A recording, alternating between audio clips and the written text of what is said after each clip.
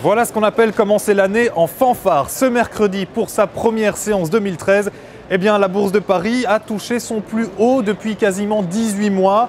Conséquence, bien évidemment, de l'accord budgétaire trouvé ici aux États-Unis. Chambre des représentants et Maison-Blanche se sont finalement entendus. Il n'y aura pas de fiscal cliff, de falaise fiscale, puisqu'avec cet accord, les États-Unis s'évitent quelques 600 milliards de dollars en hausse d'impôts et autres diminutions de dépenses publiques.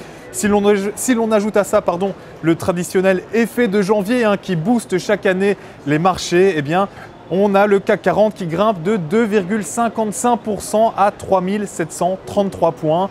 Une embellie dont profitent forcément les valeurs, avec notamment ArcelorMittal qui empoche 4,44%.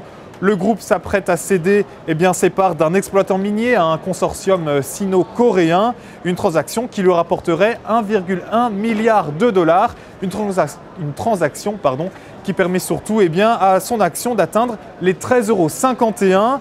On notera aussi la bonne santé des valeurs bancaires, avec notamment Société Générale qui gonfle de 5,33%. C'est tout simplement la meilleure hausse de cette première séance 2013 et une première séance qui n'enregistre qu'une seule baisse, celle de Renault, avec 0,29% de perdu, conséquence d'une année 2012 extrêmement difficile en ce qui concerne le secteur français automobile.